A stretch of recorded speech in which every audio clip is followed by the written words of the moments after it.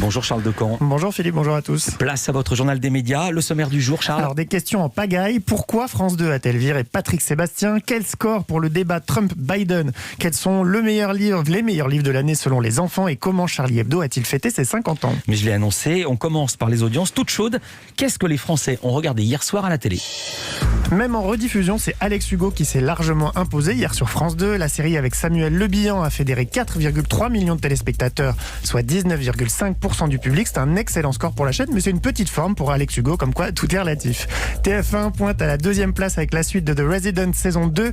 Les 2 épisodes inédits affichent une moyenne de 3,3 millions de téléspectateurs au compteur pour 15,4% de part d'audience. Comme toutes les semaines, la série est leader sur les femmes responsables des achats de moins de 50 ans, mais elle est en sensible baisse à 27%. Alors pourquoi est-ce qu'elle est en baisse? Parce qu'en face, M6 lançait la nouvelle saison du meilleur pâtissier. Ah oui. Elle permet à la chaîne de se classer 3e. Julia Vignali, Mercotte et Cyril Lignac ont régalé 2,7 millions de téléspectateurs, soit 14,1% du public et 25% des femmes responsables des achats de moins de 50 ans. C'est un lancement qui est en hausse sur un an, plus 600 000 personnes. Culture Média. Et on commence ce journal des médias avec l'interview vérité de Delphine Ernotte. En avant-première, Culture Média a pu se procurer l'entretien que la patronne de France Télévisions a accordé au magazine Forbes et qui paraîtra demain. Fraîchement reconduite à la tête du groupe public pour un second mandat, Delphine Ernotte est interrogée sur ses priorités, sa vision de l'entreprise, mais aussi sur un départ qui a fait couler beaucoup d'encre, celui de Patrick Sébastien. Alors on a lu et entendu beaucoup de choses sur l'éviction de l'animateur. Il n'a pas épargné la direction de France 2 ces 2 dernières années dans de nombreuses interviews, mais du côté de la chaîne, on était jusque-là resté assez silencieux. Dans l'interview qu'elle donne à Forbes, Delphine Ernotte est invitée à expliquer pourquoi elle a décidé de mettre un terme au contrat de Patrick Sébastien.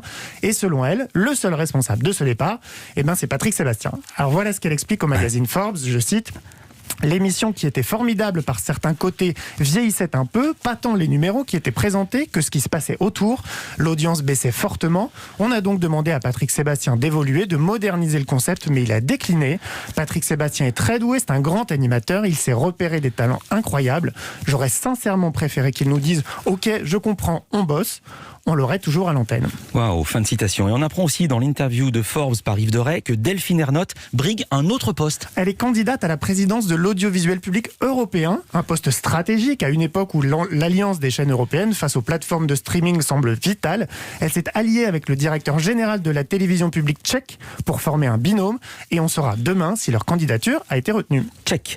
Dans la nuit de mardi à mercredi, ça n'a pas tchecké. Joe Biden et Donald Trump se sont écharpés à la télévision américaine. I'm not going to answer the question. Why would you answer that question? You want to put a lot of new Supreme Court justices, radical left. Will you shut up, man? Listen. Voilà, on a beaucoup parlé du débat hier, ou plutôt de l'absence de débat. 90 minutes de cris, d'invectives et même d'insultes. Voilà ce qu'on a retenu de ce premier affrontement entre les 2 candidats à la présidentielle américaine. Ce match a été extrêmement suivi aux États-Unis, évidemment. Les audiences sont stratosphériques. 16 chaînes américaines le diffusaient et au total, elles ont réuni 73 millions de téléspectateurs. C'est le 2e meilleur score d'un débat présidentiel depuis 24 ans. Malgré tout, on est loin du record. C'était le score enregistré par le premier débat de 2016 entre Donald Trump et Hillary Clinton. Si je dis premier, c'est parce que la tradition veut qu'il y ait 3 débats et ça devra encore être le cas cette année a priori. En 2016, donc, le premier match Trump-Clinton avait été suivi par 84 millions d'Américains.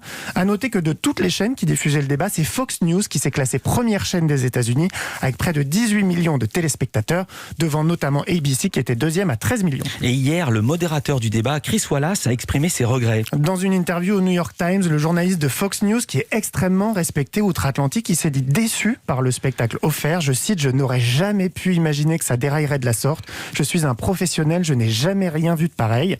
Alors il a reconnu qu'il avait mis trop longtemps à tenter de maîtriser le débat. Je cite: je sais que les gens se demandent pourquoi je ne suis pas intervenu plus tôt. Je crois que je n'ai pas réalisé que ça allait être la stratégie du président, pas seulement pour le début du débat, mais pour la totalité. Et alors certains ont évoqué une possibilité, celle de permettre au modérateur de couper le micro de l'un ou de l'autre des candidats en cas de besoin. Oui, mais Chris Wallace n'est pas franchement pour, je cite toujours dans son interview au New York Times, en termes pratiques, même si le micro du président avait été coupé, il aurait pu continuer à interrompre Joe Biden et on aurait même pu l'entendre via le micro de Biden. On peut aussi se demander comment les partisans de l'un ou de l'autre auraient réagi, comme le souligne d'ailleurs Chris Wallace, je cite: il faut se rappeler que ces 2 candidats ont chacun le soutien de dizaines de millions d'Américains. On passe de Donald Trump à Mickey Mouse, le journal de Mickey a remis son Grand Prix des lecteurs. Oui, et on imagine que les discussions du jury ont été plus plus apaisé qu'entre Donald Trump et Joe Biden. Alors pour la 18e année, l'hebdomadaire a fait appel à un jury de lecteurs de 8 à 14 ans pour élire le roman de l'année et la bande dessinée de l'année. Louise Bernard a demandé à Edith Riebon, la rédactrice en chef du journal de Mickey, pourquoi ce prix avait été créé. Ça fait 85 ans que le journal de Mickey s'adresse aux enfants. Il y a des générations entières qui ont découvert la BD, qui ont appris à lire presque avec Mickey et Donald. À leur tour, ces personnes ont abonné leurs enfants au journal de Mickey, qui l'ont abonné au journal de Mickey, qui ont abonné leurs enfants au journal de Mickey. Voilà. La lecture, c'est vrai que c'est une affaire de transmission. Et donc, quand on est un journal qui s'adresse aux 9-14 ans, évidemment que c'est aussi de notre responsabilité de les intéresser à la lecture, puis à toutes les lectures, à tous les styles de lecture, pas qu'à la BD, mais aussi aux romans. On s'est dit qu'on allait créer un grand prix des lecteurs pour parler aussi bien des romans que des BD, et que surtout, on allait laisser ceux qui lisent la littérature jeunesse en parler, c'est-à-dire on allait laisser les jeunes lecteurs décerner ce grand prix. Alors pour trouver ces jeunes jurés, le magazine a lancé un appel à candidature en mars. Il a reçu plus de 500 réponses, dont 16 ont été sélectionnées et ont passé du coup leur été à lire. On a parlé avec Edith Riebon de ce processus de sélection. Les jeunes jurés nous disent, c'est bien la première fois qu'on me demande mon avis comme ça. Parce que moi je leur dis toujours, c'est pas du tout un travail scolaire ce qu'on vous demande.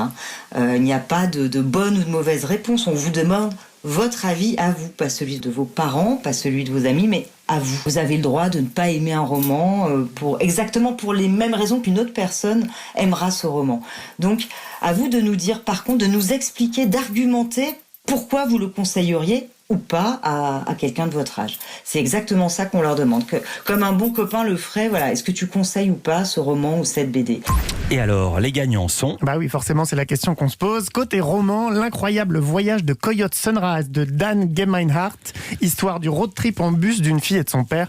Côté BD, Lulu et Nelson de Jean-Marie Aumont, Aurélie Néret et Charlotte Girard, dans laquelle on suit une jeune Italienne débarquée en Afrique du Sud où elle rencontre le jeune Nelson. Et on termine ce journal avec les 50 ans de Charlie Hebdo.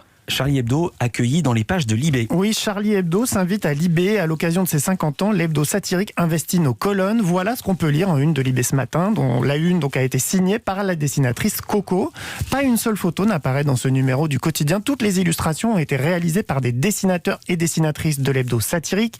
Il y a aussi des prises de parole des membres de la rédaction de Charlie en réaction à certains des articles du jour. Et alors question, pourquoi Charlie fête-t-il ses 50 ans, non pas chez lui, mais dans les colonnes de Libé ? Alors le quotidien rappelle dans un petit making-of que c'est lui qui avait accueilli l'équipe de l'hebdomadaire dans ses locaux après les attentats de 2015. C'est là-bas que l'équipe de Charlie avait réalisé le numéro des survivants qui s'était écoulé à plus de 8 millions d'exemplaires quelques semaines après le drame.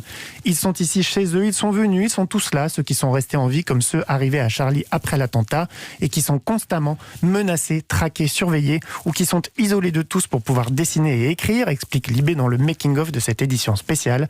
Ils ont participé à notre conférence de rédaction, lancé des idées, posé des questions, puis se sont mis à écrire et à dessiner dans nos pages. Un numéro à garder et qui risque de devenir collector. Merci beaucoup Charles Decamp. À demain pour un nouveau journal des médias.